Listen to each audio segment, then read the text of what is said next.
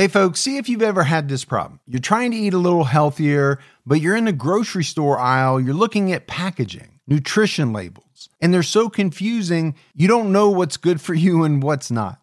Well, this is why I love Thrive Market, my go-to online grocery store for getting all of my healthy essentials delivered, and I don't even have to leave my couch. Finding better options for the whole family is easy with Thrive Market's Healthy Swap Scanner. Just scan a product and it instantly recommends healthier swaps. This is how my wife and I found our new favorite snack, IQ bars. Sometimes I eat one in the morning with my coffee, sometimes just later on in between meals. They also have so many on-site filters that make it simple to shop by the needs of everyone in the family. Maybe you have someone who needs gluten-free food, somebody that has a peanut allergy. Well, no more scouring ingredient labels when you can just filter it all on Thrive Market. My wife and I often use the high protein filter to stock up on things like Sieti chips. Ready to make the switch? Go to thrivemarket.com/TCAT for 30% off your first order, plus a free $60 gift. That's THRIVE market.com/TCATT. thrivemarket.com/TCAT.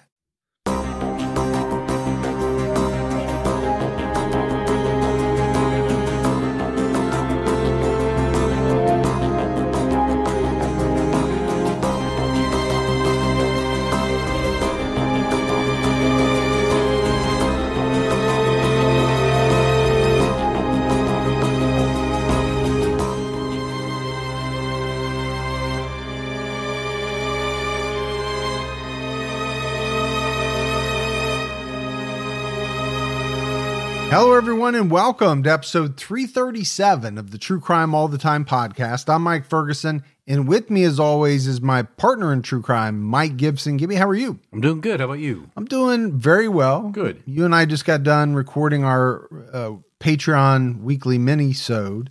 You know, we talked about some updates on Madeleine McCann. We did. The Zombie Hunter. Oh, yeah. What I'm watching, what you're watching. That's right.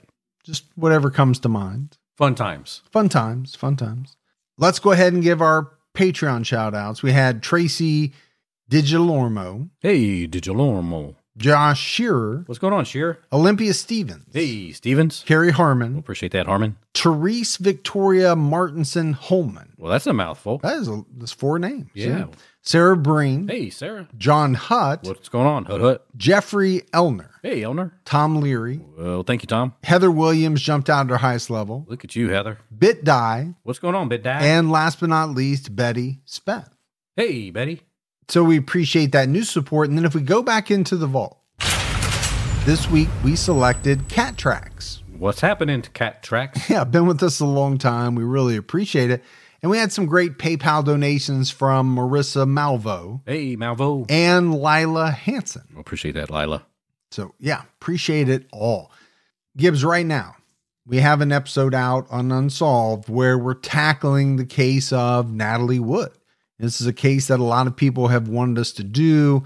I think a lot of people are fascinated by it. Yeah, it's been out there for a long time. We know that. And sure. We decided to go ahead and do it. And very interesting. And we're kind of go over the controversial parts of it. Yeah, there is a lot of speculation, controversy, and we'll get into all of that.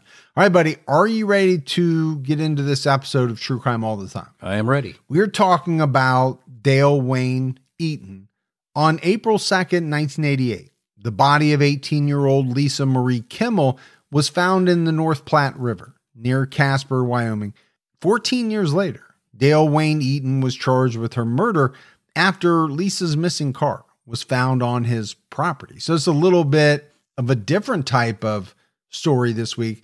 You know, we've had a lot where there's a murder, there's multiple murders, but it seems as though it's solved fairly quickly. Right. Somebody's brought in for questioning, they crack. You know, we're talking about the motive and the trial and all of that. This one's a little different. This was unsolved for 14 years. But ultimately, they got the right person. Lisa Marie Kimmell was born on July 18th, 1969 in Covington, Tennessee. Her parents are Sheila and Ron Kimmell. Ron passed away in 2020. Lisa also has a younger sister named Sherry. Lisa was named by her grandmother, who called her My Little Miss Lisa Marie. Her friends and family called her Lil Miss. Lisa grew up in Billings, Montana. She graduated high school in 1987 and was living and working in Denver, Colorado, managing an Arby's at the time of her death. Lisa was never in trouble and was described by investigators, according to the Casper Star Tribune, as straight as an arrow. About as straight as you can get, right? An arrow? Yeah. Yeah. I mean, there's a lot of things that are straight, but I mean, I think the bottom line is this is a person who was doing the right stuff, not getting in trouble, definitely not putting herself in positions or scenarios where things could get dangerous. On March 25th, 1988, Lisa left Denver to travel to Cody, Wyoming, to visit her boyfriend. Lisa drove a black 1988 Honda CRX SI with the custom license plate Lil Miss. Lisa's case would become known as the Lil Miss murder. I have trouble saying Lil Miss. Yeah. So she left work at 3 p.m. Around 9 p.m., she was driving north on Interstate 25, 5 miles south of Douglas, when she was stopped by Wyoming Highway Patrolman Al Lesko for speeding. Lisa asked Lesko for directions and said she was going to Montana. She signed her ticket, which proved it was her that was stopped that night. This was the last confirmed sighting of Lisa. However, Lisa was also reportedly seen in Casper, Wyoming, at a gas station. So we've got confirmed versus reported. Confirmed by this highway patrolman. Right. Based on the fact that he gave her a ticket, she signed it. I'm sure he, had her license. No doubt it was her. Exactly. And then reported in that somebody saw her at a gas station in Wyoming. Lisa's boyfriend, Ed Jarrett, told Unsolved Mysteries that she was supposed to get to Cody late that evening, around midnight. He spoke to her around 4:30 p.m. The trip should have taken 8 to 9 hours, and the weather was pretty good that day. Ed contacted Lisa's parents when she never showed up, and Lisa was reported missing. So again, it's 1988. No cell phones. No. So if you're taking a long trip, unless you've got a CB radio in your car, I don't know how people are getting a hold of you. Now, you can pull over, or you could have pulled over back then, used a payphone to call somebody. If you could find one. Yeah, I mean, they were still pretty prolific, I think, in the 80s. Yeah. But again, they weren't everywhere. Right. You would have to look for one, especially off the interstate, right? You were going to have to get off the interstate, pull into a gas station. They would have had a payphone or something like that. I think it's important to kind of talk about the time frame and the differences. Again, I can pick up my cell phone and I don't even have to call anyone in my family. I just have to punch up an app. Right. It tells me exactly where they are, how fast they're going, all of that. It even has some type of crash alert that would alert me if one of my family members was in an accident. It's pretty amazing, really. Now, there were sightings of Lisa's vehicle after she went missing. A teletype message sent out by the police stated that Lisa's car had been seen in Billings, Kalispell, and Great Falls, Montana. And according to the Casper Tribune, the reports have stated that there are 1 or 2 male occupants, but none of the reports include a female subject in the vehicle. So that's somewhat perplexing. It's her car. She's thought to have been alone. But you have these sightings where people are saying, yeah, saw the car with at least 1, maybe 2 men in it. No females at all. No little miss. No little miss. And then a body matching Lisa's description was found in the North Platte River on April 2nd, 1988, 20 miles southwest of Casper, Wyoming. 2 fishermen found the body in about 18 inches of water. Natrona County Sheriff Ron Ketchum said there was no doubt foul play was involved. He also said that authorities were speculating the time of death was less than a week before she was found. No ID was found with the young woman. Evidence showed that the victim was pushed or dropped from a 20-foot high steel girder bridge parallel to the government bridge near Bolton Creek Road, about half a mile south of where she was found. Ketchum said the body probably floated downriver. He said it was possible that there was more than one crime scene because, according to him, minimal evidence was found at the steel girder bridge. However, there were bloodstains found on the bridge. You know, if she was alive during that period, just trying to think how frightened she had to be on that bridge, knowing what most likely their intentions were. To push her off or push her over the bridge. Yeah, I mean, I see where the police are coming from. You find bloodstains on the bridge. The body is found somewhere downstream. And really what was not a lot of water, right, 18 inches, you could theorize pretty easily that something happened on the bridge. She went into the water and then floated to the area where she was ultimately found, which was much more shallow. It was also said that this highway bridge was inaccessible and rarely used. So, according to Unsolved Mysteries, police concluded that the killer likely lived in the area. And we hear that quite a bit. Yeah, and this makes sense, right?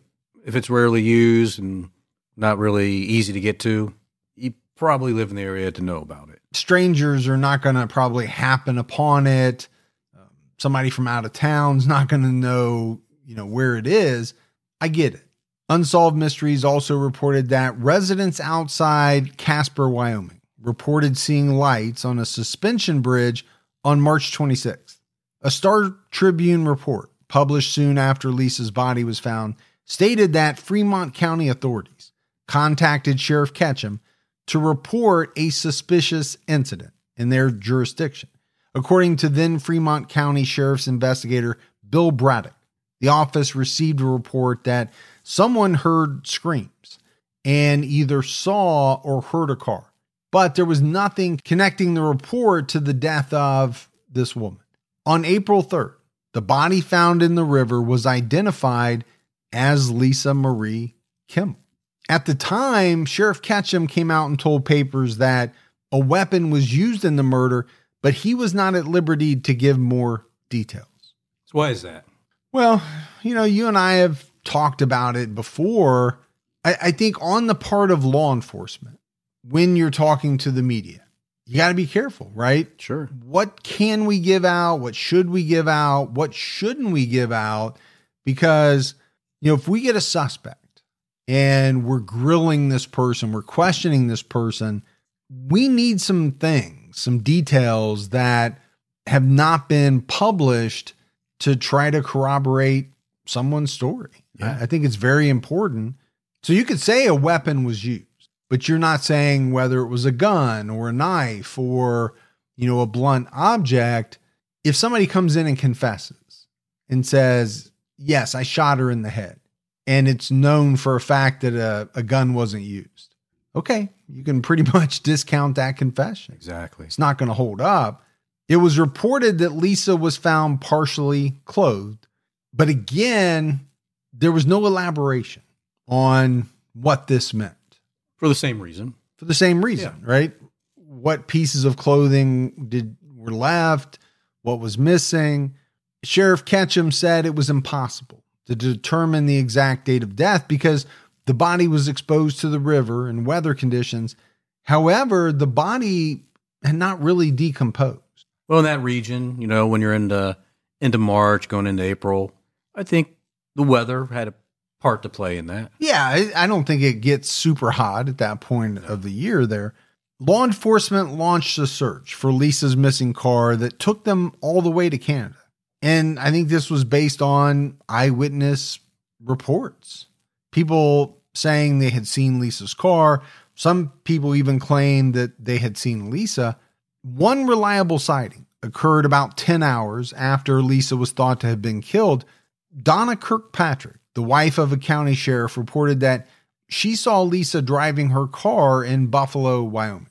She told Unsolved Mysteries. It was Saturday at noon, and I noticed a little black sports car had pulled out right in front of me. Then I noticed the license plate. It was a Montana license plate with Little Miss on it. And at that point, I decided that I needed to see if the car went with whoever was driving it. I am absolutely positive there was a young gal driving it. There's not a doubt in my mind. I don't know if we talk about this very often, but this thing about personalized plates. Yeah. I've never been a personalized plate type guy. Right. I know you have had one for a long time. You took years off of Seinfeld and went with Ass Man for some reason. I have no idea why.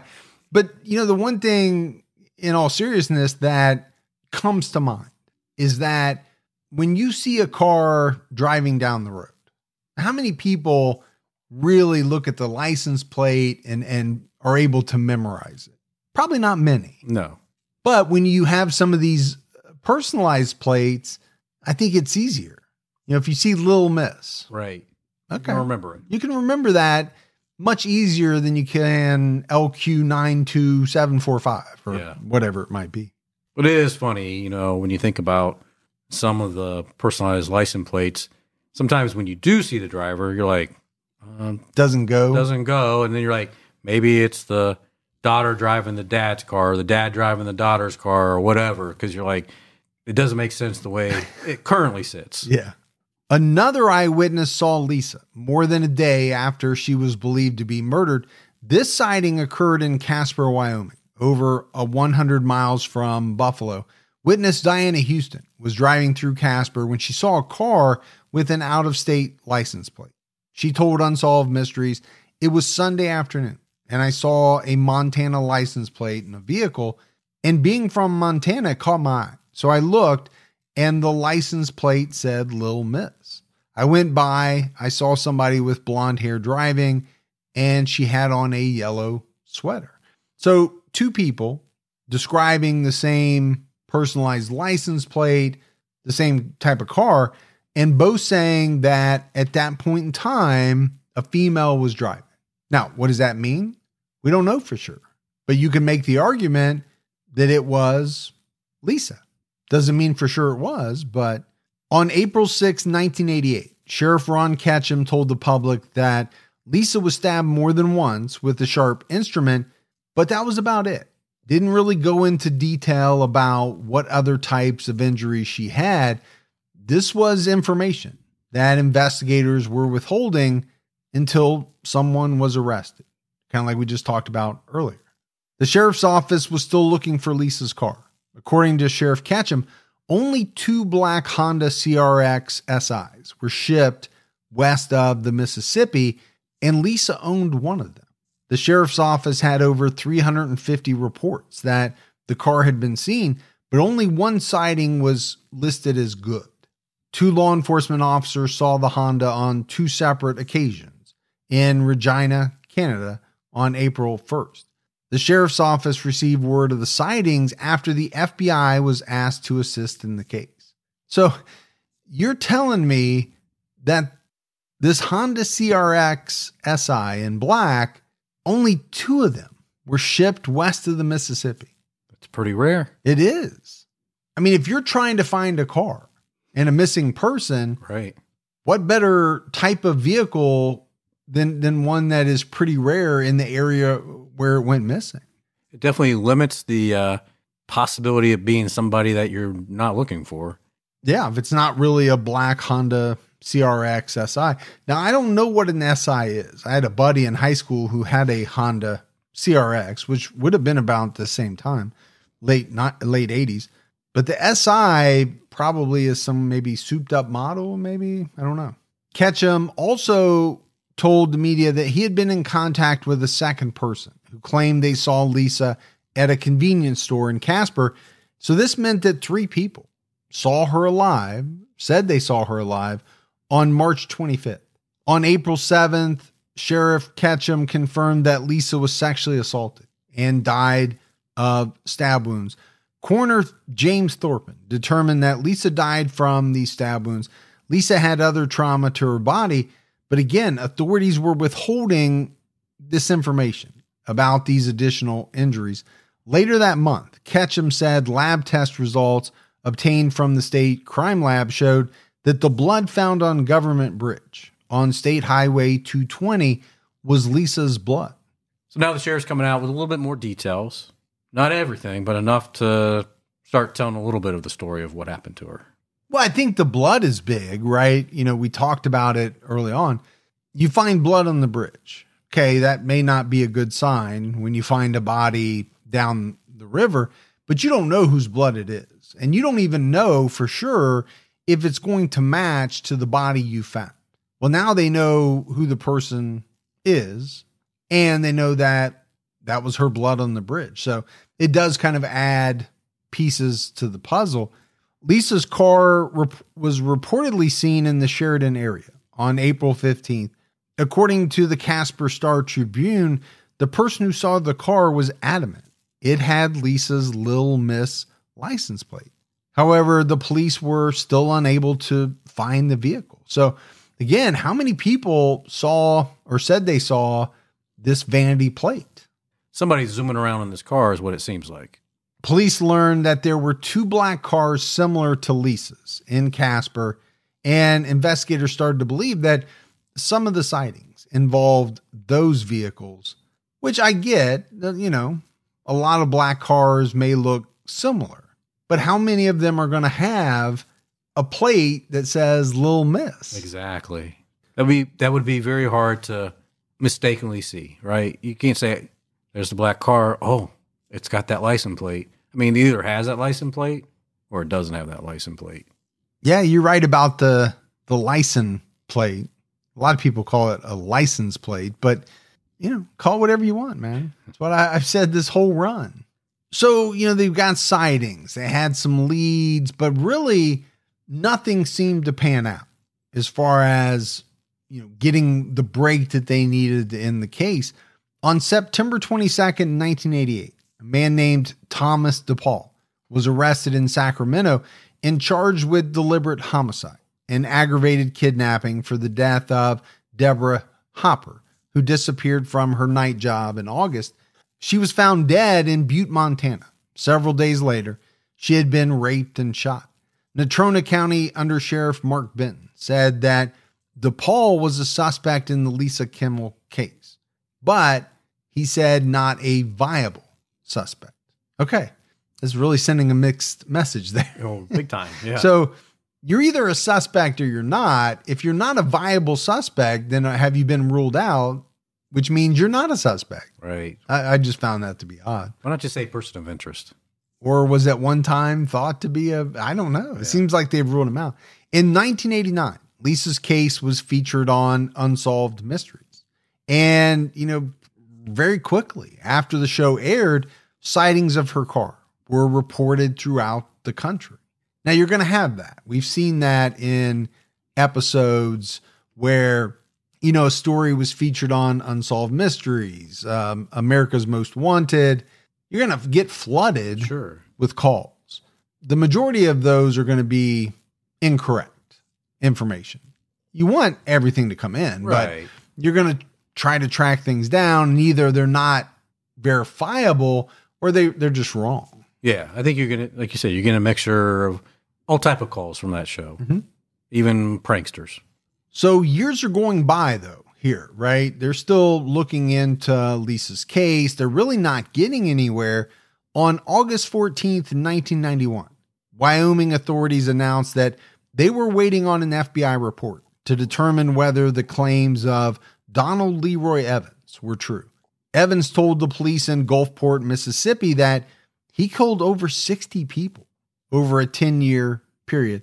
He told the police about the murders to verify his confession to kidnapping and murdering a 10-year-old girl. He claimed that he had killed someone in Wyoming, and there were 2 unsolved cases that investigators wanted information on, one of which was Lisa's.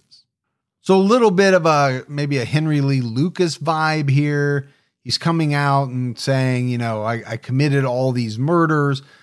Well, you're going to have jurisdictions all around the country kind of combing their unsolved cases to see if anything matches information that this guy has given.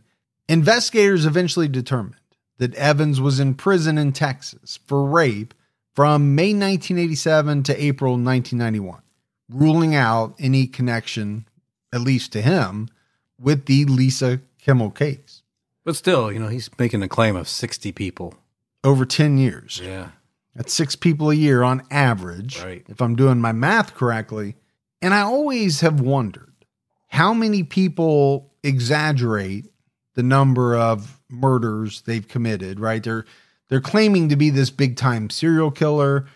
Why? I don't know. And then how many people underreport? Right. I think you have it go both ways. I think you do. And somehow it ends up balancing out, as Seinfeld would say. So you have people that want to take credit for things that they didn't do. And then other people who have probably killed a lot more than what they're being prosecuted for. Yeah, or actually convicted of, or even thought to have done. Yeah. Don't let allergy season slow you down. Get common allergy meds for as little as $15 with GoodRx. So you and your family, pets included, can stop allergy symptoms before they start. GoodRx is free and easy to use. Just search for your prescription on the website or the app, compare prices, and get a free coupon to show your pharmacist. Save at over 70,000 local pharmacies nationwide, including Walmart, Walgreens, CVS, Publix, Kroger, and many more. Check GoodRx before every trip to the pharmacy to save up to 80% on both brand and generic medications. And did you know GoodRx rewards you for saving money too? Join GoodRx Rewards today and earn points every time you use a coupon. Remember, GoodRx is not insurance, but works whether you have insurance or not. And it could be your insurance copay price. I've been using GoodRx for years, and I can't tell you how many times I have saved money even with my insurance. Stop allergies before they start and save big on allergy medications this season with GoodRx. Go to goodrx.com/TCAT. That's goodrx.com/TCATT. Once the temps start rising, I realized I was back in the same worn out rotation. Same tank, same shorts, same everything. So I gave my daily uniform an upgrade with Quince. Their pieces are easy, elevated, and somehow make me feel more put together without even trying. Like their 100% European linen shorts and dresses from $30. Luxe swimwear, Italian leather platform sandals, and so much more. The best part, everything with Quince is priced 50 to 80% less than what you'd find at similar brands. By working directly with top artisans and cutting out the middleman, Quince gives you luxury without the markup. And Quince only works with factories that use safe, ethical, and responsible manufacturing practices and premium fabrics and finishes. I'm getting ready to stock up on shorts for summer from Quince, and I know they're going to be amazing because everything I've ordered has been of the highest quality, and the prices are amazing. Treat your closet to a little summer glow up with Quince. Go to quince.com/TCAT for free shipping on your order and 365-day returns. That's QUINCE.com/TCATT to get free shipping and 365-day returns. Quince.com/TCAT. On July 31st, 2002, local TV crews filmed what appeared to be the unearthing of a car on land off Wyoming Highway 2026 in Monetta, located in Fremont County. Law enforcement had been at the scene since the 29th, so a couple of days. It was difficult for reporters and neighbors to see the car because investigators covered it with a tarp right away and towed it to an unknown location. And always interesting to me to see, some type of excavation or something going on, and the police trying to shield both the public and the press from it. Right. Yeah. We've seen it in a number of times where they put up barriers, they put up, tents, worked inside the tent. They just don't want anybody taking pictures or seeing what they're doing. And for good reason. You don't want people standing there as you unearth a body or something like that. This is quite a time period from when Lisa went missing and her body was found. Yeah, we're 14 years on from the murder of Lisa Kimmell. Natrona County Sheriff Mark Benton and DA Kevin Meenan held a press conference, but they declined to discuss the investigation. Benton wouldn't confirm, but he also didn't deny a link to the Lisa Kimmell case. On July 31st, the Fremont County Assessor's Office said the property was owned by a man named Dale Wayne Eaton. And Eaton was no stranger to law enforcement. 57-year-old Dale Wayne Eaton was wanted in Natrona County on a criminal warrant for allegedly escaping from the community alternatives of Casper in June 1988, where he was finishing a sentence for aggravated assault. Sounds like maybe he left like a halfway house or something like that. Yeah, something like that. But he was in prison in Colorado at the time of this excavation. He had been accused of killing his cellmate, Inman Palmer, on September 3rd, 2001. Dale Eaton grew up in Greeley, Colorado. His criminal record dated back to the early 60s. And it was reported that Dale showed signs of mental illness and spent time at a psychiatric facility. So I mentioned he was in prison. He was serving 3 years in Colorado on a charge of being a felon in possession of a firearm. He was supposed to be released in September 2003. But like I said, he allegedly killed his cellmate during an argument. Eaton's public defender said he punched his cellmate once.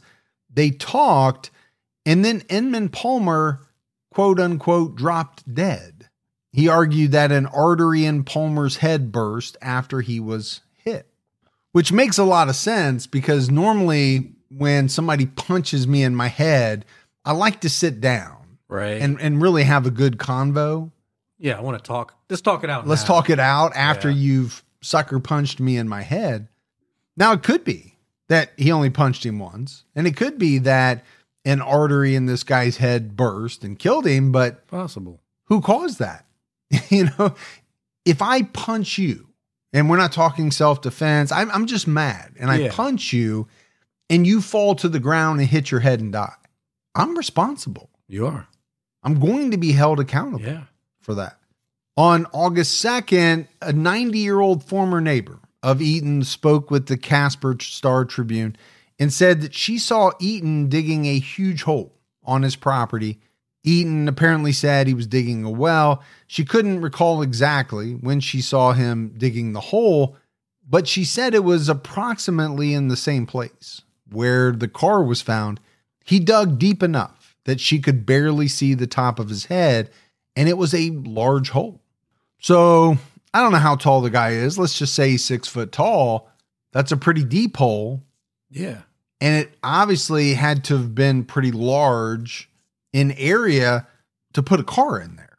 Yeah, wide enough, deep enough, long enough. You just covering all the dimensions? All the dimensions. Okay, I appreciate that.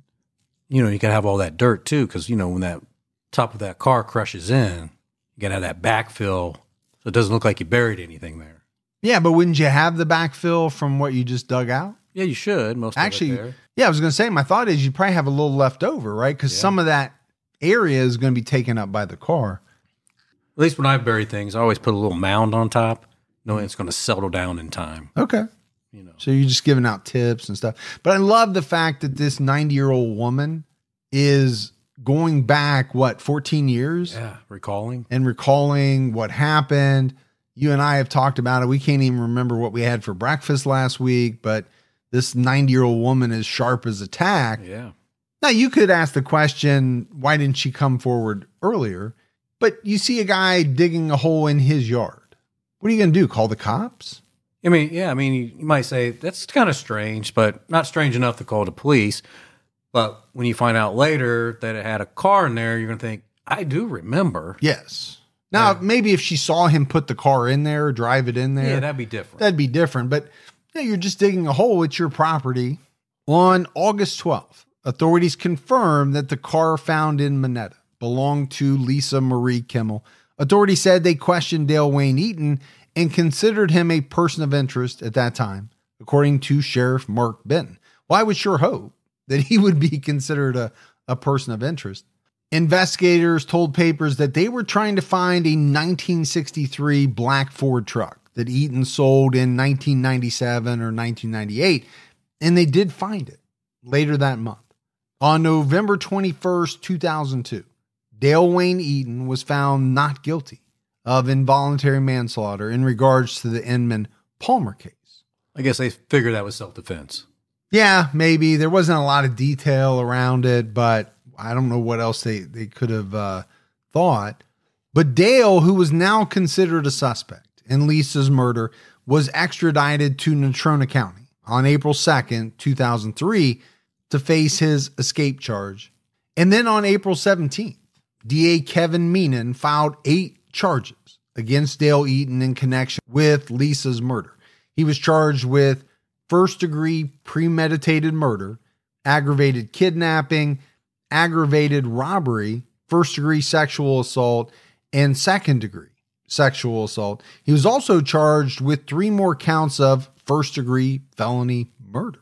Each count was allegedly committed during the course of separate felony crimes. So you had sexual assault, robbery, kidnapping. So they're tacking on murder charges for each one of those felonies. Court documents revealed that Eaton was linked to the murder by a DNA match. These court documents included the findings of coroner James Thorpen.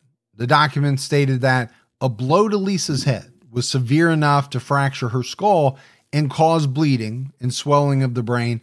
Lisa was stabbed 6 times. 5 wounds formed a circle on her chest, and the 6th stab wound was in her abdomen. Each stab could have been fatal because they all hit vital organs. Now, you and I have talked about a lot of different stabbings. I don't know that I've ever heard of a stabbing to the chest in a circular fashion. What do you make of that? Maybe it's just how the suspect liked doing things, that he liked to go in a clockwise or counterclockwise circle. Well, that's a scary thought because It is. If somebody liked to do something a certain way, to me, that means there was a basis for that. Yeah. And they honed that or they realized that over time. Sure. It's not like he's just taking the knife and plunging it in every time, right? He's taking it out, making sure it moves to the next. And doing it in a circular fashion. I just found that very odd. Investigators started searching Eaton's property after the Wyoming State Crime Lab informed them on July 16, 2002, that a blood sample taken from Eaton back in 1998 matched a sample from Lisa's body that was on file in the FBI lab. It was also reported that a portion of Lisa's custom license plate was found near her car. Court documents said Lisa's car was stripped of valuable parts. It was missing all 4 tires, the aluminum wheels, the front seats, stereo, and gear shift knob. Eaton allegedly sold the wheels to a recycling company and helped install the stereo and seats in the Ford truck. So we mentioned that they were trying to locate this Ford truck. We didn't say why, but this is the reason. It had stolen parts that allegedly came from Lisa Kimmell's car. In May 2003, the Casper Star Tribune reported that criminal profilers said Lisa's murder appeared to be the work of a serial killer.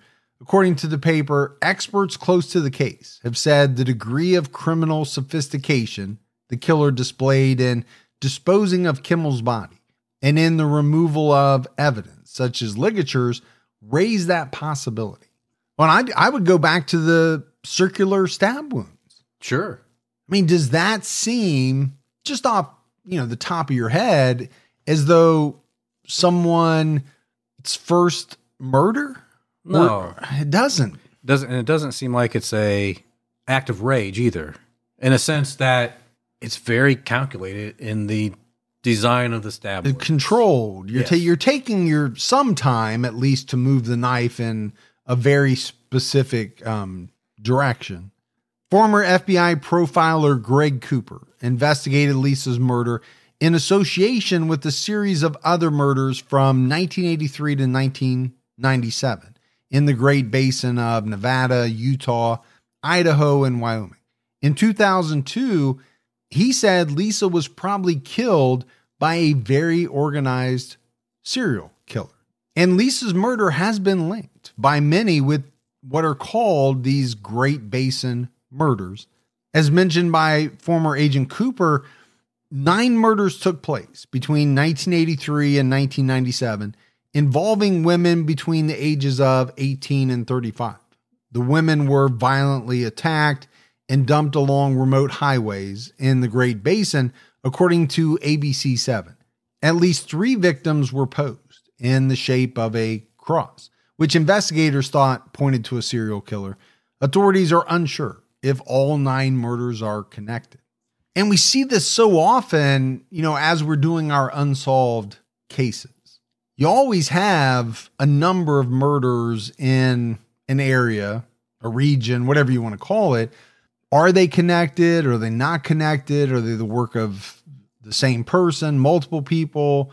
Those questions all have to be asked. And, they do. And someone has to try to answer them. It's just not always that easy. It's very rare do I research a unsolved case and not find more murders around that same area. Very rare. That people believe could possibly be linked. Exactly. Yeah.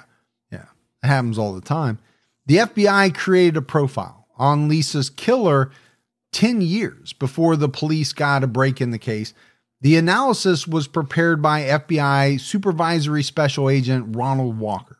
Walker concluded, it is significant that the assailant removed a ligature prior to disposing of the victim's body. This assailant is sufficiently sophisticated to realize the evidentiary value of such items. Lisa Marie Kimmell fell victim to an assailant who acted methodically and with a purpose. She was a randomly selected victim whose path crossed with her assailants by chance. Well, look, we have talked about that in the past, right? If they can't tie a relationship between you and your victim, it's going to be so much harder to solve. Yeah. Crimes committed by people who are known to the victim are easier to solve. But I want to talk about this FBI profiler, making this analysis like 10 years before they knew anything about Dale Wayne Eaton. That would have been about 4 years after the murder. Now, like I say a lot of times, I think some of these profiles are pretty self-explanatory. I don't even know if that's the right word for it. Yeah. He's not wrong in what he's saying. No. But I also think most people who listen to true crime could make these same type of arguments. So if the killer removed things that could be evidence used against him, what are we talking about here? Right. Someone with a little sophistication. Also, sometimes I think these profiles give too much credit to the suspect's intelligence. Yeah, I think you're right. So, they're saying sophisticated. A lot of times talking about, organized. And it turns out that some of these people really aren't. He's got lucky. They got lucky, or, maybe they had done it so many times that they'd kind of honed it a little bit. But yeah, I think you're right. Especially when you're talking about intelligence, because we find out that, some of these people are not all that intelligent. Some are. Now, he also suggested the possibility that more than one person was involved. According to the report, it was suspected that Lisa's abductor held her against her will for days after she disappeared. So in 2003, investigators were looking into Eaton's connections with 2 unsolved murders in the Casper area. According to ABC 7, one 21-year-old woman was found naked and strangled along I-25 north of Casper in 1982. She was last seen hitchhiking. The second victim was found 14 miles south of I-25 in 1986. She was run over near the roadway. She was last seen walking to a friend's house in Casper. Now, those seem like 2 very different scenarios. They do a little bit. To me. That second one, run over near the roadway. That could be an accident. You You could be hitchhiking, somebody's not paying attention, they hit you, they panic, and they take off. But when someone's found naked and strangled, obviously we know that's no accident. Another potential victim of the Great Basin murders was Amy Roe Betchel. Amy disappeared on July 24th, 1997, from Lander, Wyoming in Fremont County.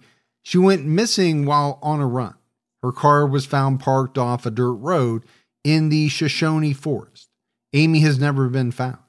An investigation placed Eaton in the area around the time of her disappearance. I know they have him listed as a potential suspect in that one, but again, no body was found, so I don't know how you can tie that together. Yeah, I think it's hard.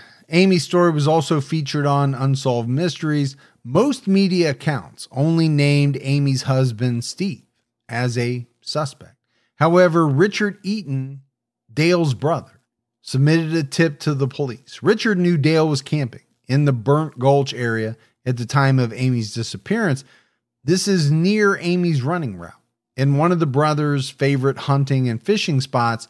Richard's tip, though, was dismissed in favor of a statement from Dale's niece, who said he was visiting her in Greeley, Colorado on July 24th. And it was said in a number of outlets that detectives were also suspicious of his brother Richard because of the $100,000 reward in the case. Man, you're going to try to put your brother up as a suspect for $100,000? It's $100,000. It is a lot of money. I put you up for worse and less. But we're technically not brothers. We're like brothers. Yeah. But we're not blood related. That's true. On May 15th, 2003, Sheila Kimmell filed a wrongful death lawsuit against Dale Eaton.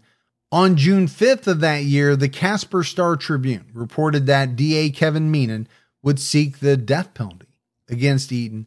On November 12th, Eaton was sentenced to 7 to 10 years for the escape charge. So they brought him back, right? They extradited him. They did. For this escape charge. And then they filed all these murder charges against him. So he's already got 7 to 10 years. And he hasn't even gone on trial for the murder yet.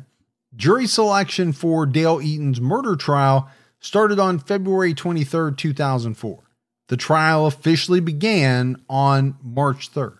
Defense attorney Wyatt Skaggs didn't deny that Dale committed the crimes he was accused of, but he argued that Eaton was overcharged. He said Eaton bears criminal responsibility, but there was no proof. Lisa's homicide occurred in the commission of robbery, sexual assault, or kidnapping. Okay, that's kind of a different way to go, I guess, you know, as far as the defense. Yeah, but who's he kidding? She wasn't there on her own free will. It was kidnapping. We know there was sexual assault. So what is he saying? Then no robbery, but yet they pieced out her car and sold her wheels and her stereo and seats. So again, it seems strange to me to admit that Dale Wayne Eaton murdered Lisa, but try to get out of the other extra murder charges in connection with the robbery, sexual assault, kidnapping. Basically, what the defense said was that they planned to dispute some aspects of the DNA evidence. Skaggs also said he would call a medical examiner from Tampa who would contradict some of the testimony from James Thornton. If you're a defense attorney, can you find an expert in whatever field that for X amount of dollars will refute whatever the prosecution's expert says? It seems that way. Yeah. And to me, it's a little scary. Now, we've done some cases where the defense's experts have actually agreed with the prosecution experts, and that was kind of nice to hear. But more often than not, they're able to find someone who disagrees. Now, do they really disagree, or are they doing it for the money? Because from a legal standpoint, that scares the bejeebies out of me. As it should. The prosecutors played a recording made by Wyoming Highway Patrol Officer Al Lesko, who pulled Lisa over on March 25th, 1988. Lesko testified that at 8:39 p.m. on March 25th, he pulled Lisa over for driving 88 miles per hour. He wrote her a citation and told her she would have to post a $120 bond because she wasn't from Wyoming. Lisa didn't have cash with her. She asked if she could go to an ATM. So Lesko followed her to one in Douglas. But the ATM wouldn't take her card. Lesko allowed her to sign a promise to appear and gave her directions to get back to I-25. Okay, we're talking about the 1980s. A couple of things here jump out at me. One is that if you got a speeding ticket in another state, it wasn't like they just issued you the ticket, you went home, and you paid it online or whatever it was. Right, yeah, not a possibility then. So there were some differences. And then the fact that the ATM wouldn't take her card, that really kind of got me as well. Yeah. Because we just think about being able to use our ATM card at any ATM. Yep. Even those little ones in the gas station. But if they're not part of the network, back then, you weren't going to get your money. You're out of luck. And that's why, I don't know if you recall, but a lot of people had AAA or some type of service like that. One of the values of that card is that it had up to a $500 advance, cash advance or something. Not a cash advance, but it you could present it to the sheriff or the highway patrol. Oh, as a bond. As assured. a bond. Yeah. Yep. Well, the other thing that it brought to mind was traveler's checks. Oh yeah. Because again, you needed money. Sure. Think about vacation where he's got all these traveler's checks and he needs to cash them in. Who in the world uses traveler's checks now? Maybe some people, but right, not very many. There's really no need for them. Even the smallest step forward can make a big difference in your financial future. When you open a Chime checking account, you're one step closer to a better financial future with no maintenance fees, fee-free overdraft up to $200, or getting paid up to 2 days early with direct deposit. Making progress has never been easier. I think we've all been in that position where we've had an overdraft. Well, with Chime, you can overdraft up to $200 with no fees. That's amazing. And they have over 50,000 fee-free ATMs. Make progress towards a better financial future with Chime. Open your account in 2 minutes at chime.com/TCAT. That's chime.com/TCATT. Chime feels like progress. Banking services and debit card provided by the Bancorp Bank N.A. or Stride Bank N.A., members FDIC. Spot me eligibility requirements and overdraft limits apply. Fees apply at out-of-network ATMs. MyPay eligibility requirements apply. Credit limits range from $20 to $500. $2 fee applies to get funds instantly. Crime checking account required. Go to chime.com/disclosures for details. True Crime All the Time is sponsored by BetterHelp. Folks, therapy can feel like a big investment, but let's think about the state of your mind. It's just as important as your physical health. Traditional in-person therapy can cost anywhere from $100 to $250 per session, which adds up really fast. But with BetterHelp online therapy, you can save on average up to 50% per session. With BetterHelp, you pay a flat fee for weekly sessions, saving you big on cost and time. And you get quality care at a price that makes sense and can help you with anything from anxiety to everyday stress. Your mental health is worth it, and now it's within reach. I've used the BetterHelp service for years. And I love the fact that, I can connect with a therapist in a comfortable spot in my home on my laptop. With over 30,000 therapists, BetterHelp is the world's largest online therapy platform, having served over 5 million people globally. Your well-being is worth it. Visit BetterHelp.com/TCAT today to get 10% off your first month. That's BetterHelp, HELP.com/TCATT. Ron Kimmell testified that he found an odd note on Lisa's grave in Billings on March 29th, 1989. The note was dated November 13th of 1988. It read, "There aren't words to say how much you're missed. The pain never leaves. It's so hard without you. You'll always be alive in me. Your death is my painful loss, but heaven's sweet gain. Love always, Stringfellow Hawk." This is according to the Casper Star Tribune. In his opening statement, the DA said his research led him to determine that Stringfellow Hawk was a fictional character on the TV series Airwolf. Now, I don't really remember that, but wasn't there a movie that maybe this TV series was based off of? That I don't recall. Okay, because I'm not remembering what Airwolf was, but that is interesting. Because just the statement on its own, you could attribute that to someone who loved her. Yeah, her boyfriend. Whatever. It's really the Stringfellow Hawk that is very strange. The rest of it, that could be a family member, a friend. Prosecutors presented evidence about Lisa's time of death and cause of death. Lisa's watch stopped at 9:40, but the day and time of her death were still unknown. Former sheriff's investigator Mike Sanford went to the scene where Lisa's body was found. He said Lisa's body appeared fresh.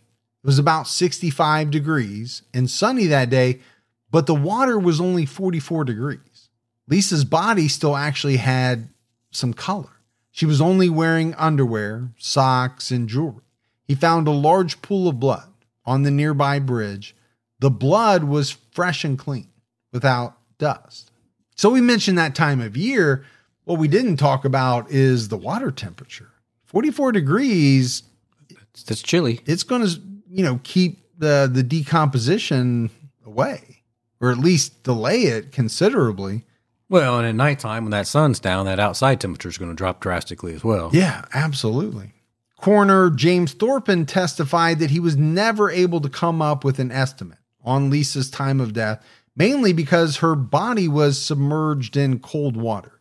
He did say that per his report, Lisa's pubic hair was shaved about 7 days before she died. Semen was found inside of her body. The semen and sample of Lisa's hair and blood, as well as an unidentified hair found on her abdomen, were sent to the state crime lab.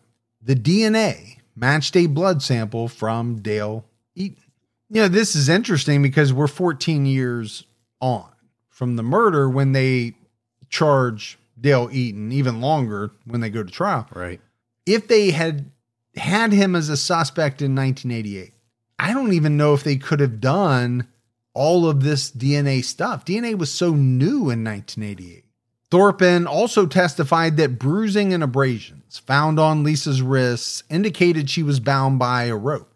From the head wound alone, Lisa would have died within about 2 to 6 hours. The stab wounds caused her to die within seconds to minutes. Lisa had no defensive wounds to indicate that she tried to fight her attacker. She also had no drugs or alcohol in her system. So it sounds like she was kidnapped, sexually assaulted, eventually taken to the bridge where she was killed. Yeah, it's definitely possible. One of the individuals mentioned a large pool of blood on the bridge. Now, she could have also been stabbed somewhere else, transported, and still have been bleeding.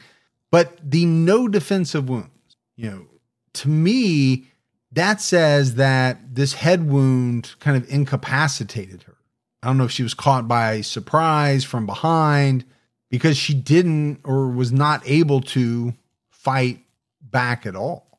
2 DNA experts testified on March 8th, 2004, that the lab results positively matched Eaton's DNA, and the odds of another person having the same DNA profile were 1 in 240 quadrillion. I'm not even sure if that's a real word or a real number. That's a pretty No, we know it is, but it's just so high that you really can't comprehend it. Exactly. Pi can't even help with that. I just now got the hang of billion. Not that I have a billion, but I kind of understand what a billion is. Yeah. Trillion is still pretty foreign to me. Right. Quadrillion is way out there. It's out there. But in other words, 99.99% of the Caucasian population was excluded from having the same DNA makeup as Eaton. William Eaton testified against his father on March 9th. He said he unknowingly helped his father install a stereo and bucket seats from Lisa's car into the truck. The state alleged that Lisa's car was not found for so many years because Eaton buried it on his property. The car was buried in an 8 to 10 foot hole disguised as a septic tank. We know what people are probably not going to be real eager to explore. Septic tank. A septic tank. Eaton testified that he was familiar with Hondas. In 1988, he saw the parts installed in his Ford truck came from a new Honda CRX or Accord. He said that the aluminum wheels and other materials were melted. But he said he never saw any digging at the property around the time of Lisa's murder. His dad told him a well was dug on the property. On March 10th, a handwriting expert told the court that the note left on Lisa's headstone was almost certainly written by Dale Eaton. Now, a lot of people are iffy on handwriting analysis. I get that. But again, all of this is up, to the jury. I do want to go back to William Eaton testifying against his father. So he sees these parts in his truck and he knows that they came from a CRX or an Accord, but that doesn't mean anything to him because I don't think he's aware at all. No, he has no awareness of Lisa Kimmell and the fact she's missing and that she was driving a Honda CRX, or that her car is buried on the property, on the family property. In his closing argument, defense attorney Wyatt Skaggs told the court, "There is no question. My client kept, sexually assaulted, killed, and disposed of Lisa Kimmell's body. Dale Eaton did it." You just don't hear that all that much from a defense attorney. No, you really do not. But I think he knows that the evidence is overwhelming against his client. Yeah, it sounded like he was really just trying to get out of some of the counts of murder. He argued that Eaton was overcharged on some of these counts. He argued that the kidnapping, sexual assault, and robbery were not committed at the time of Lisa's murder, and there was no premeditation. He said second-degree murder was a more appropriate charge. So not only is he trying to get out of the additional counts of first degree, he's trying to get out of first degree altogether. He's trying to get the jury to give his client second-degree murder. Yeah. Which is a big difference, we know. It's huge when it comes to the time of sentencing. Skaggs questioned the DNA evidence, pointing out significant differences in the results from two labs. Some of the results led him to believe there could have been another person involved. He also said Eaton didn't write the note found on Lisa's grave. Skaggs argued that the jury shouldn't accept the testimony of Joe Dax, a federal inmate who claimed that Eaton confessed to him. Skaggs argued that Dax lied to get time taken off his sentence. Dax testified that Eaton told him Lisa offered him a ride the day she disappeared. Eaton told him that the girl, he didn't use her name, refused his advances. He decided to kidnap her when she told him to get out of her car. He made this confession when they were in the county jail in April 2003. To me, this is something that the jury has to make a decision on. How credible is this inmate's testimony? Is he really going to get some time off his sentence by telling this story? Right. And does that factor in to the veracity of it?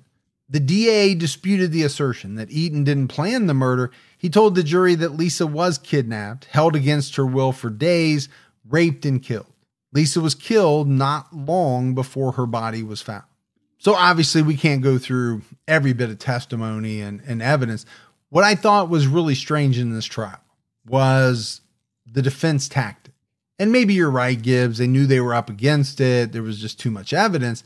But to blatantly just come out and say, yeah, he did it. He did all of it. Right.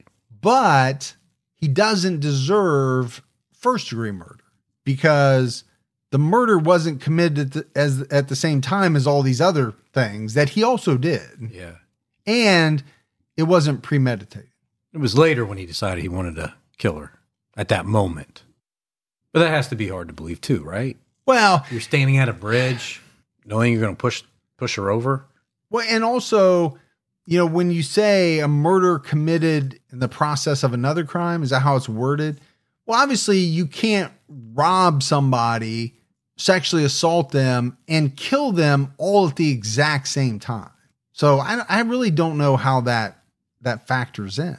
On March 17th, 2004, Dale Wayne Eaton was found guilty on all charges, excluding one count of second-degree sexual assault. After the verdict, the DNA said he could only speculate where and how Eaton abducted Lisa. They had always thought that Eaton approached her in Casper when she stopped to get gas at the Waltman rest area, or that Lisa had a flat tire. And I don't know that this is that unusual. There are parts of a case that the prosecution just can't tell the jury definitively how something happened. Right. They're saying we know who did it. We don't know for sure how he did it, or where he abducted her. Where it began. We know where it ended. We know how it ended, and we know who did it. Yeah. The penalty phase started after the verdict. A woman named Shannon Breeden was among the witnesses expected to be called by prosecutors. In 1997, Eaton was convicted of attacking Shannon Breeden, her husband Scott, and their 5-month-old baby in the Red Desert. So Shannon, Scott, and their baby Cody were traveling from Michigan to Washington State in September 1997 when their van broke down. They had to spend the night in a van.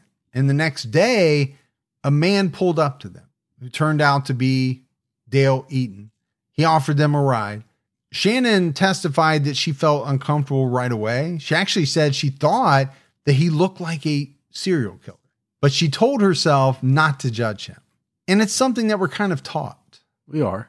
Don't judge a book by its cover. And I understand that. But if you have a bad feeling and you think someone looks like a serial killer, I think you have to take that into account. Now, I think they were desperate. They needed help. Sure they did. At some point, Eaton said he had to go to the bathroom. So he pulled off. When he got back, he told Shannon to drive because he wanted to rest. And it was not long after she started driving that she saw Eaton pointing a rifle at her husband and at her baby. He demanded that she drive down a dirt trail away from the highway. Shannon testified that she decided, if I'm going down right here. She pushed the accelerator and turned in a circle to try to knock the gun away from Eaton. He tried to pull the keys out of the ignition. Scott jumped out of the van with the baby. Shannon jumped out of the vehicle and tried to get to her husband, but Eaton grabbed her. The rifle fell out of his reach, so he grabbed a knife from under the passenger seat. Shannon jumped on his back. He managed to get her down to the ground and put the knife against her ribs, but Scott grabbed his arm. Eaton warned, "Let go or I'll kill her." Scott grabbed the rifle with his other hand and he hit Eaton on the head hard enough to break the wooden butt of the rifle. I mean, this is a fight for their lives. Absolutely. I mean, this woman is a rock star. Oh, yeah. Yeah. I mean, I think a lot of people in that scenario would be frozen with fear. And I wouldn't blame them one bit. I might be as well. But it doesn't sound like she was. She made the decision. Hey, I'm not going down without a fight. She pulls some kind of Italian job stunt car driving trick and, does a circle. Then she jumps on the guy's back. Her husband comes to the rescue. I mean, it's just an amazing story. So this fight kind of kept going, right? Scott and Eaton got into a fight during which Eaton was stabbed in the chest. Shannon got the gun and she fired a shot in the dirt. Eaton told her that if she fired again, the gun would blow up and kill her. So she gave the gun to her husband, who beat Eaton until he gave up. The family fled in the van and they stopped at a maintenance area to call for help. And then later, Eaton was found alone in the desert. So basically, he got his ass whipped after by this family.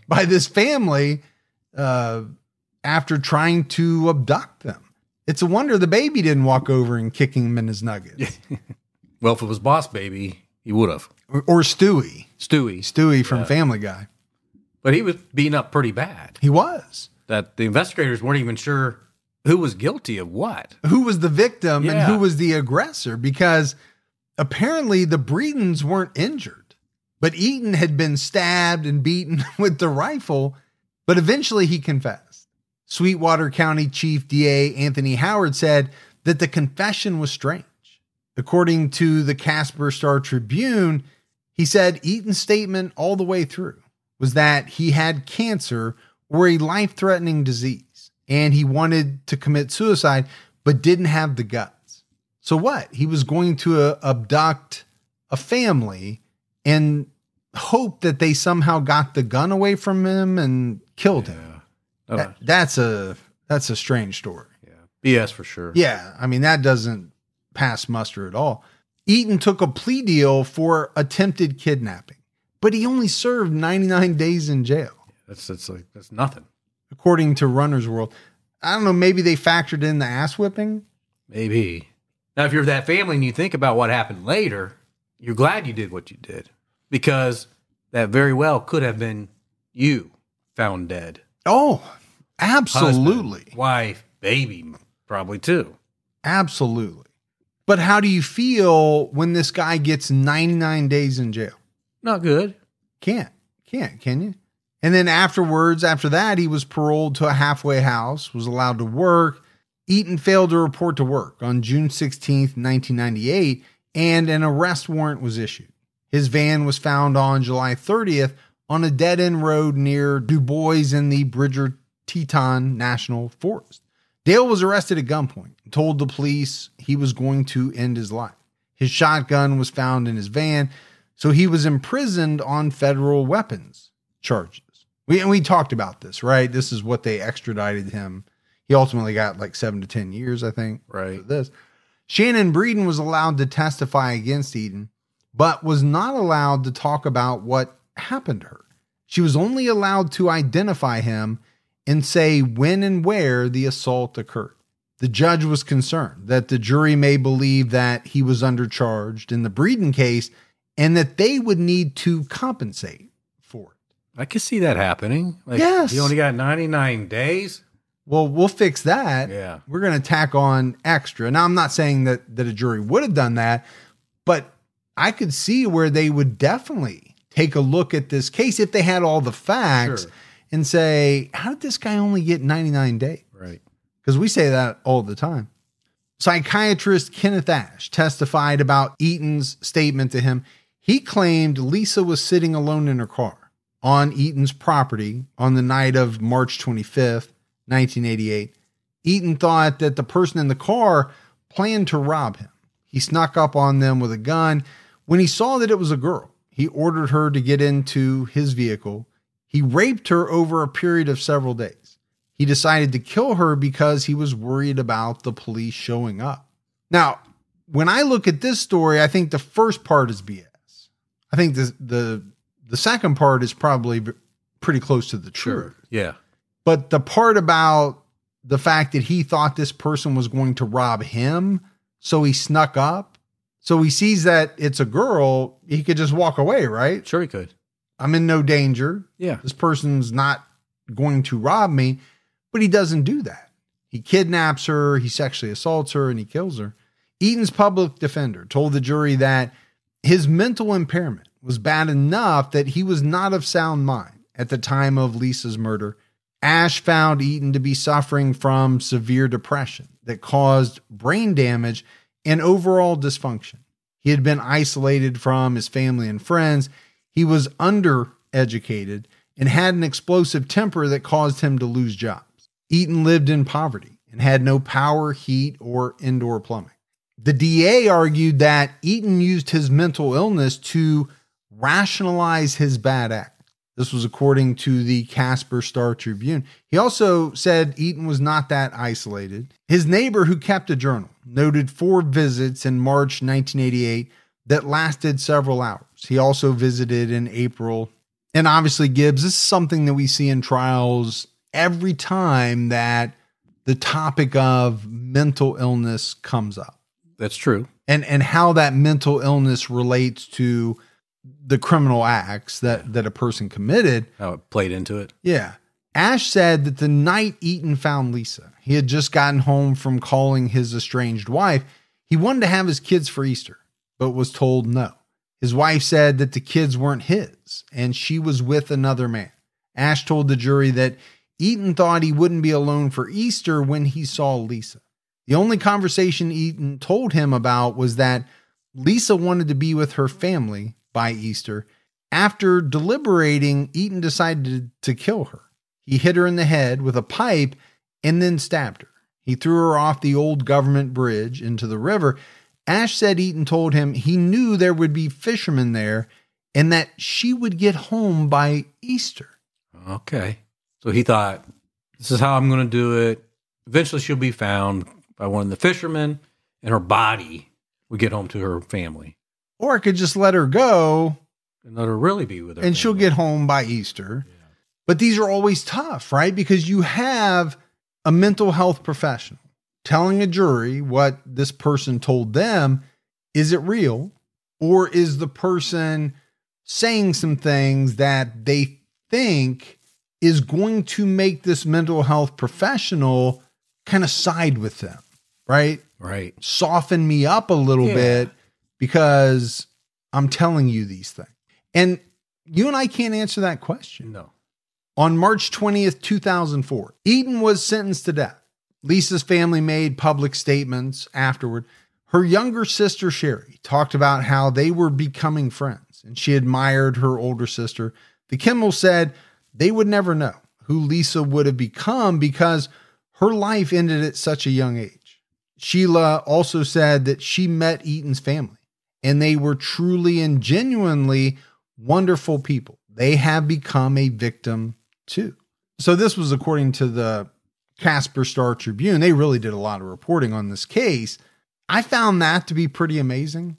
It does happen from time to time where the family of the victim is able to see the family of the perpetrator and separate them and view them as a victim as well, right? Right. Eaton's family didn't kill their loved one, and his family is going through hell also. But I don't know that everybody can do that.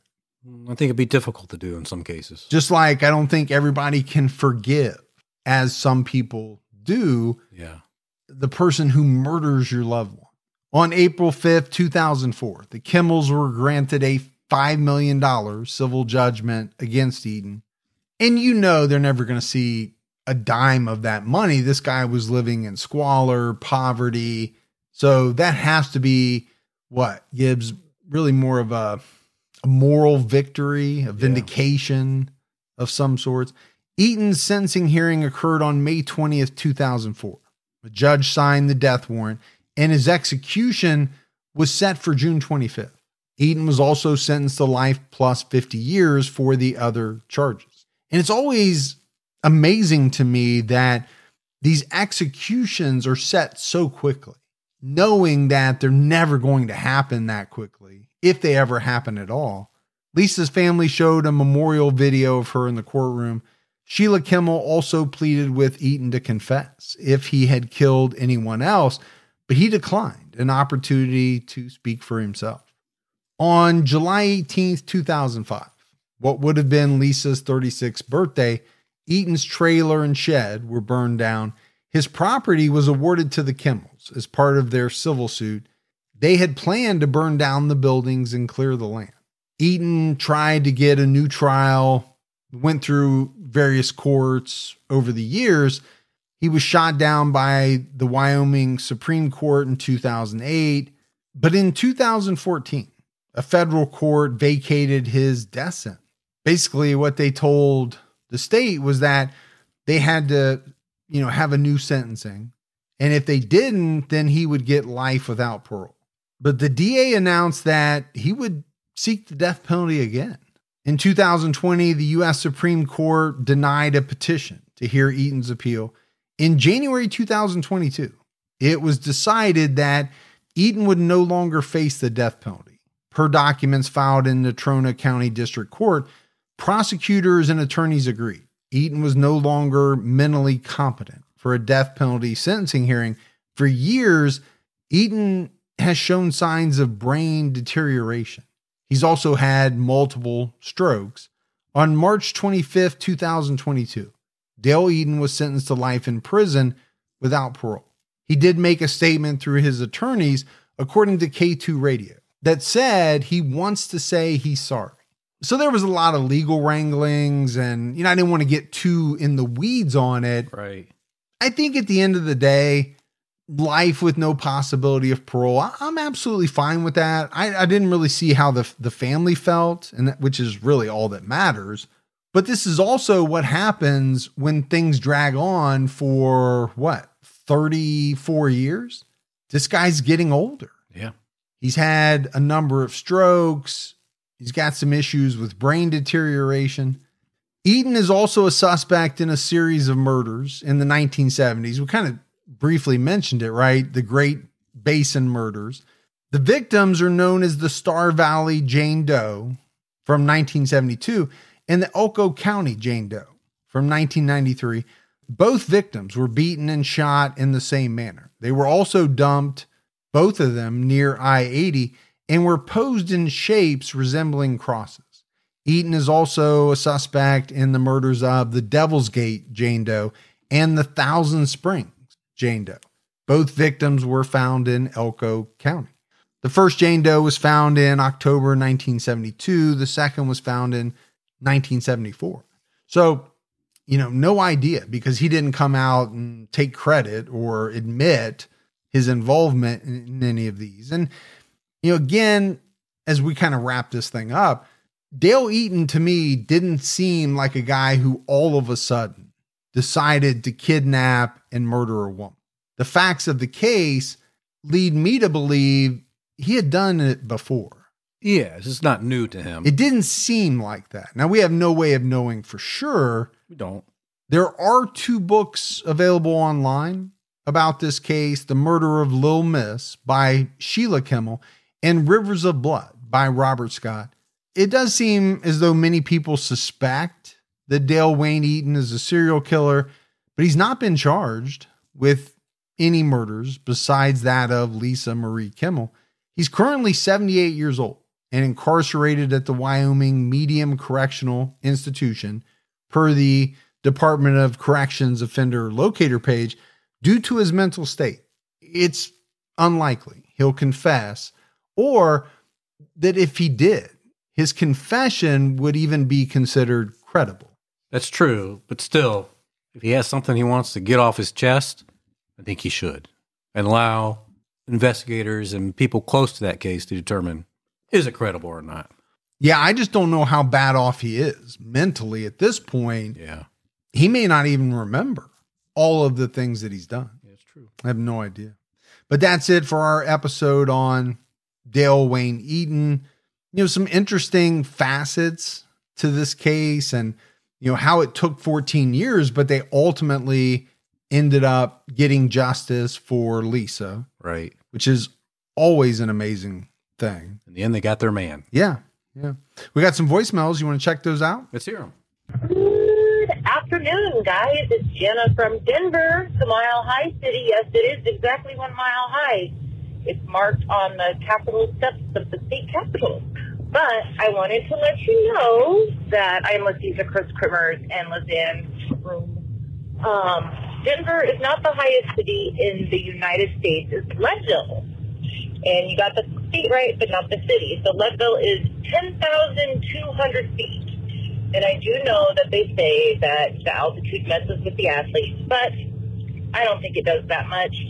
Once you're here for a couple days, it seems to be okay, but I don't know. Then again, I'm a native, so that's just how it works. But I just wanted to let you know you got the state right, but it's Leadville, and it's actually almost twice as high as Denver at 10,200 feet, and a mile is 5,280 feet. So I hope you guys are doing well, and I'm looking forward to, I'm still trying to catch up, so I'm just going to listen and keep my own time ticking, and you guys do too, and I will chat at y'all later. Thanks. Bye.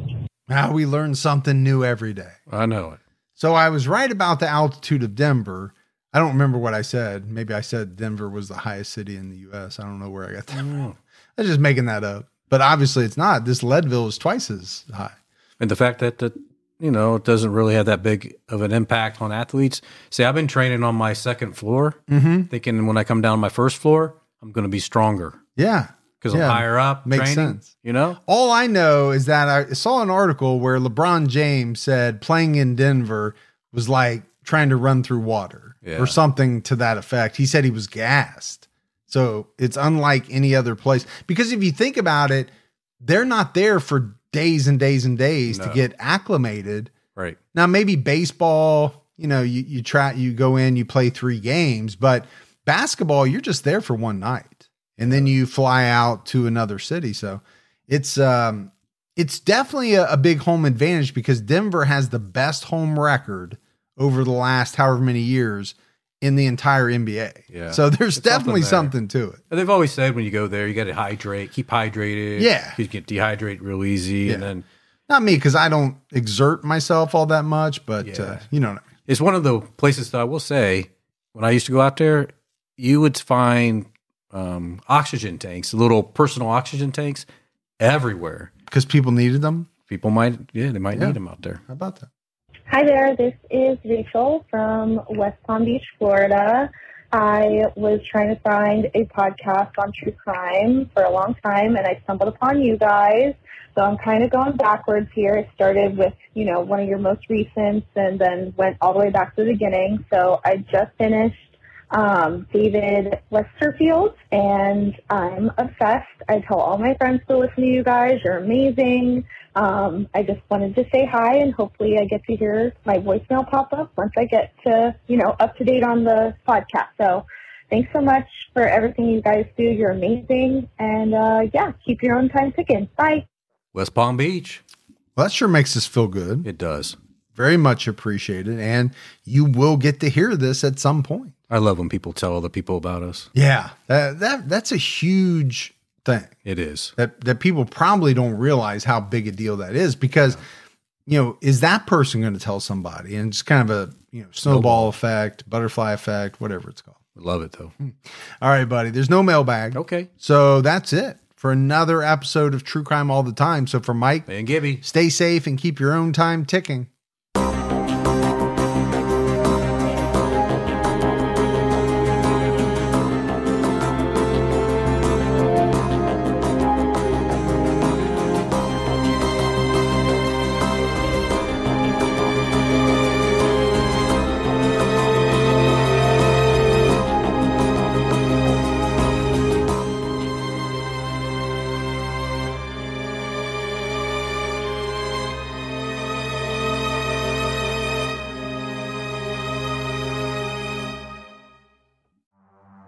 In the early hours of December 4th, 2024, CEO Brian Thompson stepped out onto the streets of Midtown Manhattan.